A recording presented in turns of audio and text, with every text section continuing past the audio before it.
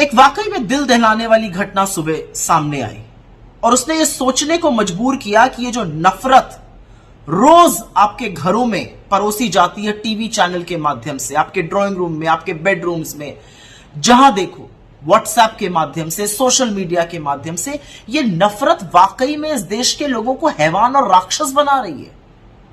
कहां ले आई है ये नफरत इस देश को? योगी और मोदी की ये नफरत ने इस देश के लोगों को दरिंदा और हैवान बना के रख दिया है।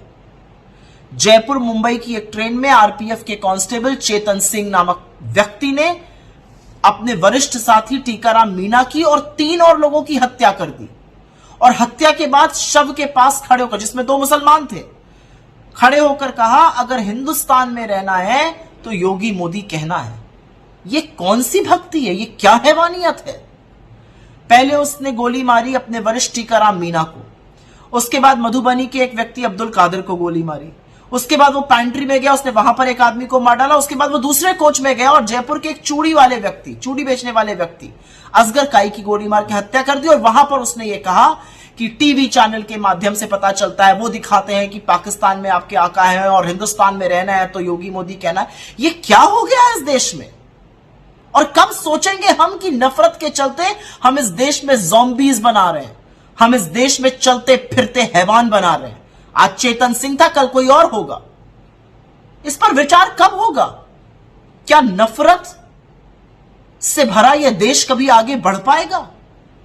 क्या इस कदर नफरत घोलने के बाद इस देश का अस्तित्व बचेगा?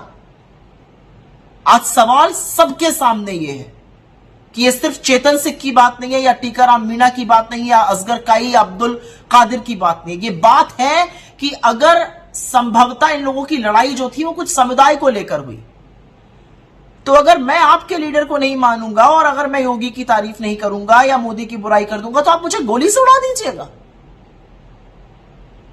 अब आप उसको जो भी कह लीजिए, अब कहने वाले कह रहे हैं कि वो मानसिक रूप से परेशान था तो ऐसा व्यक्ति नौकरी पर ही क्यों था, लेकिन ट्रिगर जो था वो था हिंदू मुसलमान में लड़ाई।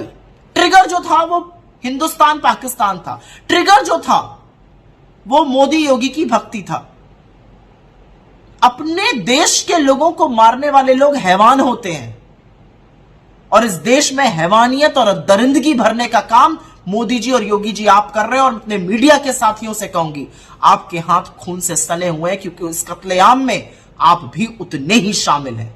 ये जो रोज नफरत का बाजार लगाते हैं, याद रखिए ये लोगों की जान ले रहा है। अपनी टीआरपी के लिए जो आपस में लोगों को लड़वाते हैं वो किसी का घर तबाह कर रहा है। कब सोचिएगा इसके बारे में। नफरत के बाजार में मोहब्बत की दुकान चलानी जरूरी है, लगानी जरूरी है, उसका बढ़ना जरूरी है, क्योंकि लोग मोहब्बत से एक साथ और शांति से एक साथ रह सकते हैं। नफरत करके, घृणा करके, लड़ के, भिड़ के, मार काट करके कभी किसी का भला नहीं हुआ है। इस देश को बख्श दीजिए और आपस में लोगों को लड़वाना छोड़ दीजिए।